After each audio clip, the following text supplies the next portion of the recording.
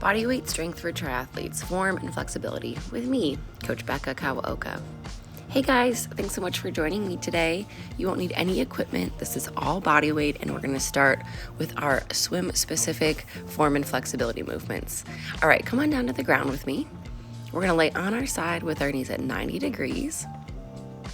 We're going to extend both our arms out, about shoulder width height. We're going to open like a T shape and then follow through. So we're kind of making a T to an L shape and then return to the start position. We're gonna do 5 of these. This is a nice stretch for your spine, which is really important, well, in a lot of ways, but in particular swimming, which is a very form and flexibility focused sport. Again, knees at 90 degrees in line with the hips, hands stacked, open like a T, follow up like an L, and then rotate back to the start position. Again, you should feel this nice stretch in your spine, and if you're feeling sticky or lacking mobility in one spot, don't be afraid to work gently through that and pause as needed. Switching sides here. Open like a T, follow through with the hand that was on the ground like an L, and then return to the start position. If you feel like one side is more tight than another side, that's perfectly common. If you need a little extra time to stretch there, that's just fine. You can always hit pause. Nothing should feel painful. If you feel some tight spots today, we can work through that, but never push through anything pain. Stretches should always be right to the point of a little bit of gentle discomfort. Try to inhale and exhale with this movement. That'll feel really nice. All right, awesome job. We're gonna go back to the side we started on. We're gonna lay on our side and we're gonna work our top arm first. So this will be my, right arm.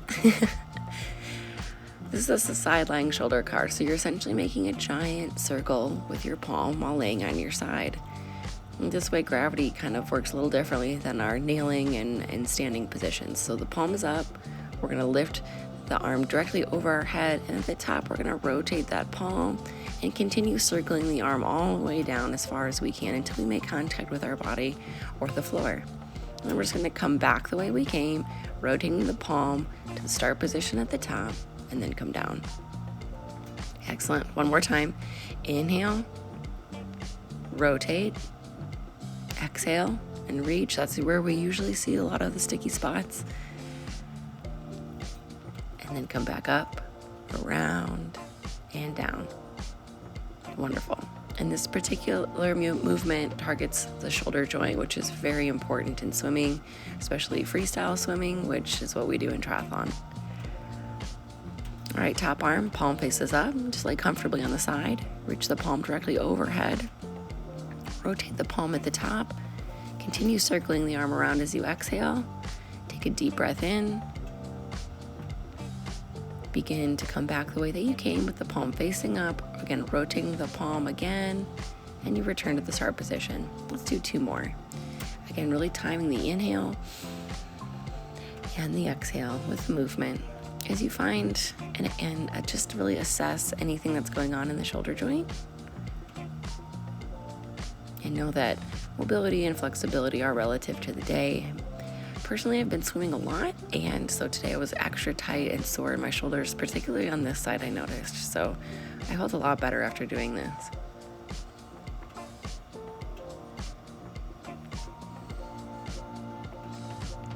All right, great job. Next, we're gonna come over onto our stomach, and we're gonna do what's called swimmer mobility. So you wanna lay flat with your head facing down, arms extended overhead. You're gonna lift your hands up and your feet up if you can, and then rotate the palms so that they're facing the ceiling when they reach behind you. You'll rotate back overhead and then relax. Let's time our breath with the next one. Inhale and anchor that breath. Rotate the palms as you begin to reach back towards your butt. Keep the feet up if you can, as well as the chest. Rotate back and relax as you exhale. So again, inhale, hold that air in, rotate the palms back, holding up like Superman, and then exhale as you rotate the palms back, reach overhead, lower the feet and chest down. These should be a little bit tiring.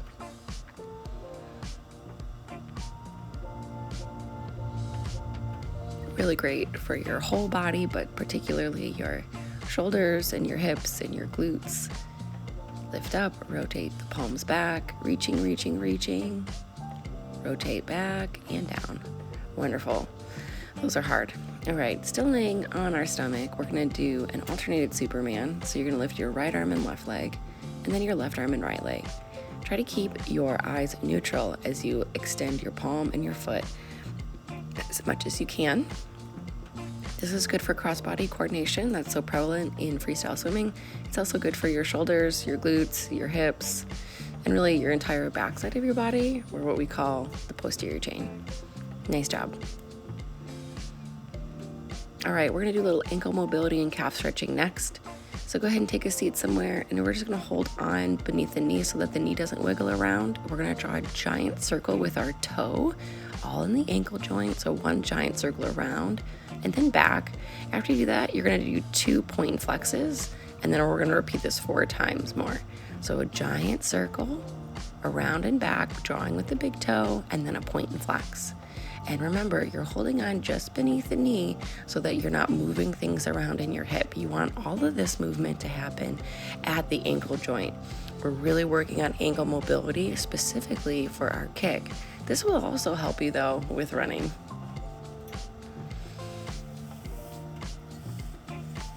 All right, let's try the other side. Holding on just beneath the knee, draw a giant circle rotating through the ankle around and back, and then a point and flex.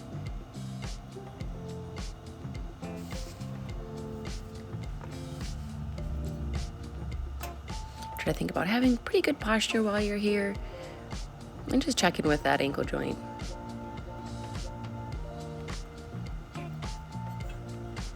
All of these movements should enhance how you feel and invigorate you and translate to your sport specifically without making you feel tired or sore, which is really important for endurance training. 5 total of our giant circle draws and point and flexes. Okay, go ahead and find a spot on the wall, arms extended in front of you. I'm stretching my right leg first, so I'm kind of in just a staggered position with my back heel towards the ground. And I'm just gonna adjust until I feel that nice stretch in my Achilles and in my calf.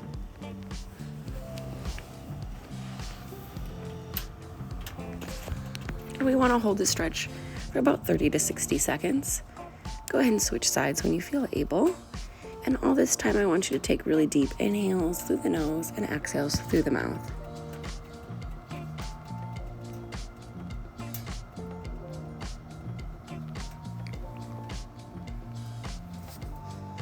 Awesome, looks great. Let's move on to cycling specific movements.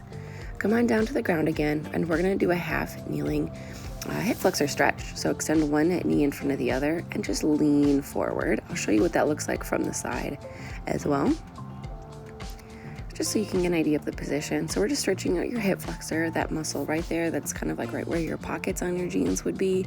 And these muscles just get really tight as cyclists because we're constantly in like hip flexion, and if you're sitting down at work, those muscles can get really tight. So let's switch to the other side and see how that side's doing. There's all kinds of variations for this one, but we're just gonna do the simple hip flexor stretch today.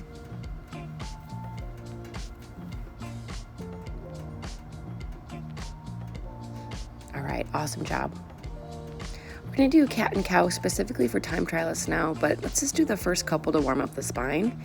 So you're gonna exhale and then inhale, lift the chin. And we're just kind of trying to feel like an accordion here. So exhale, tuck the chin, lift the spine, and even kind of connect with your pelvis here. So the pelvis turns up and then the pelvis turns down. And now let's do a couple that'll be a little bit more for time trialists specifically. If you've got neck issues, you might want to avoid this modification. You're going to lift the chin first and then follow through. And then just give your neck a couple stretches side to side, because as you know, time trialing, which is what we do in triathlon, can be really stressful on the neck. So again, into that cat position, lift the neck, eyes forward, then follow through into cow. And then stretch the neck a few times. So again, one more time, cat, lift the chin, feel that time trial position, pause briefly, and then follow through into cow, and just recovery, stretch that neck a little bit. really nice. Oh, one more. Here we go. So this is one, since I haven't been riding in time trial position much, it's been cold. I've been riding inside. This is a nice one to kind of strengthen my neck for a lot of outdoor time trial riding. All right, good job. We're gonna do an RFE, or rear foot elevated lunge. So you'll need to bench your chair for this one, or you could just do this with your back foot on the ground. You can lay your foot flat, or you could flex your foot. Whenever I'm barefoot, this position usually feels a little bit better, but if I have shoes on, I prefer the other one, so it's up to you. And we're just gonna lower the back knee down towards the ground as much as we can with an upright posture. And I'll show you a variation for the upper body if you've got a tight upper body or a tight chest in the next side. Okay, so you're just reaching that knee as low as you can. And this is a great exercise for your quads and your butt, but it's also a really great balance exercise. Anything single leg is going to be really beneficial for cyclists and runners because you're always working kind of one side at a time, if that makes sense. So this translates to cycling in a couple ways. Great job. After 10 to 12 reps, let's switch sides. Of course, you could add weight to this, but when I'm training a lot personally, I prefer a lot of body weight movements, so you could easily add weight in, especially if you're somebody that wants to add strength or muscle mass. Again, reaching that knee towards the ground, nice upright posture. This one should feel challenging. Here's how you can do a little arm opener if you'd like. This is what we call cactus the arms from some of my yoga practices. So you just kind of bring the arms overhead and then pull those elbows back and down, opening the chest and lowering up and down just like you were before. That's just a nice way to open the chest, get in some deep breaths. Really nice job.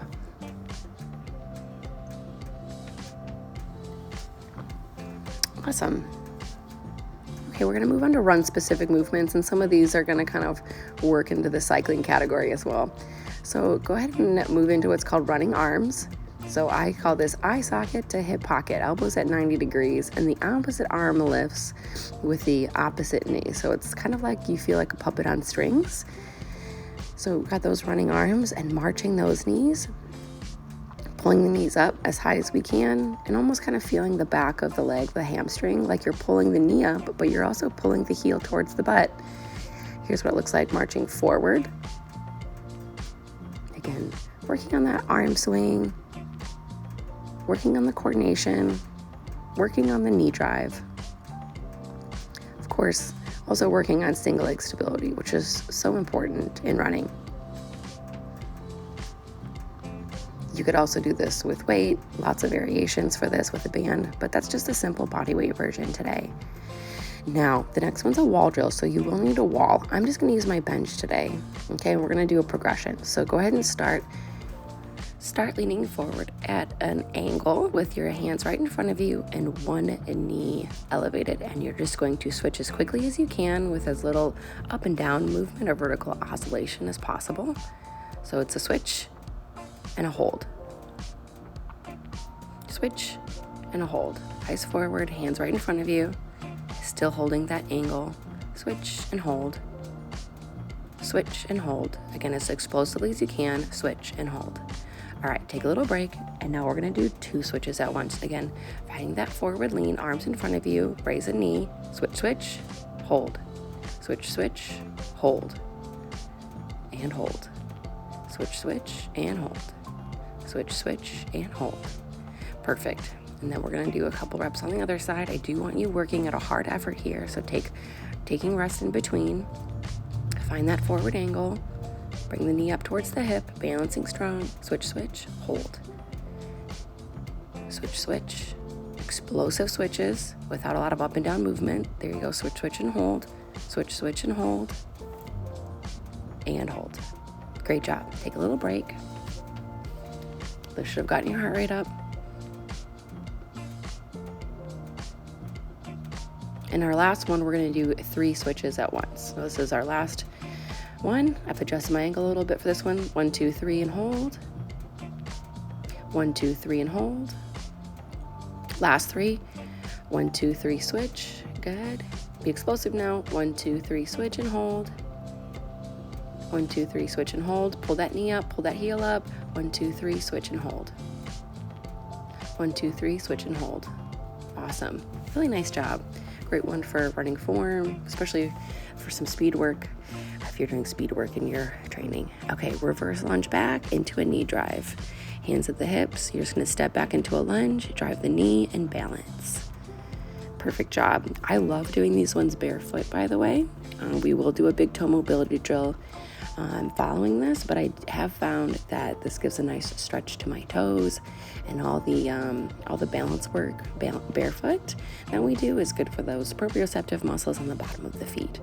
So be mindful of your posture here. If you want to add in running arms, that's a nice progression.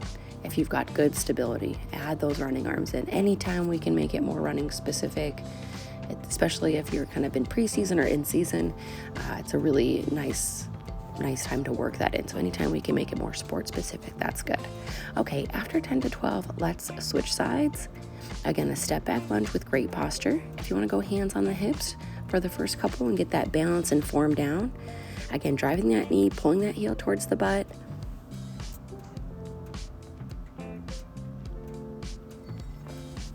This one is also really great for cyclists, like I mentioned. And if you want to add those running arms in, go ahead. Make sure it's opposite arm to leg. Eye socket, hip pocket, elbows at 90 degrees. Great job. So it works similar muscles for cycling, similar as that rear foot elevated lunge. So this one could have really gone in either category, but adding in the running arms, I put it more into the running category. Of course, you could add small hand weights like 3 to 5 pounds and still do the running arms if desired. Okay, and here's that big toe mobility I mentioned. Okay, so you want to put your hands onto a couch or a wall. I'm going to use my bench again just to take a little bit of your body weight off. I'm also going to look down at my big toe because I do have what's called hammer toe. So you're kind of in that calf stretch position again. So it's a good one to do after calf stretches as well. You're going to bring your foot forward and then ballerina toe up. And you're really trying to strengthen your big toe. So the foot is flat. You're going to kind of bring your heel up. And so you're kind of stretching the big toe. And then you're going to use that big toe to extend. You'll be able to see it better on the other side. But we're just going to do 5 per side. So kind of think of it in 3 phases. A is like a calf stretch. B, the toes are flexed. And C, the toes extend. So if you want me to show you on this side and then you want to kind of break it down, you might be able to see it better from this angle. So again, reach up, point the toes, come back down. So it's kind of a calf stretch, then it's a toe stretch, and then it's a toe exercise. And we're really trying to make the big toe do the work. Here's probably my favorite angle. And again, just 5 is all you need, especially if you're somebody that's been prone to some issues because of a lack of big toe mobility.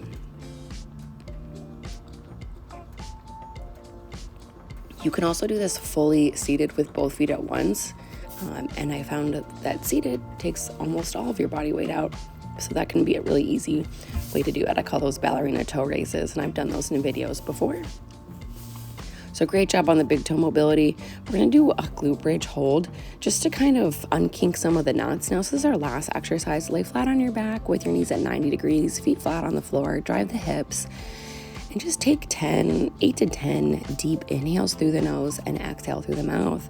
Keep those hips elevated, squeezing the glutes together. And then, the core is also going to get a great workout here. We did all of those lunges and rear foot elevated split lunges. So just kind of giving the hips a little bit of a break, working the back side of the body, stretching the hips out again, like I said, hip extension versus all that hip flexion, and also just reflecting on our session. Where do we need to improve? What did we do well? Just kind of giving ourselves a little pat on the back, but also some motivation to continue doing these exercises. Did we hit our intention for this workout? Just deep inhales and exhales. You did a really, really nice job today. Thank you so much for joining me. Stay tuned for more workouts, so don't forget to subscribe to stay up to date to all my new sessions, and we'll see you guys back here next time. Thanks again.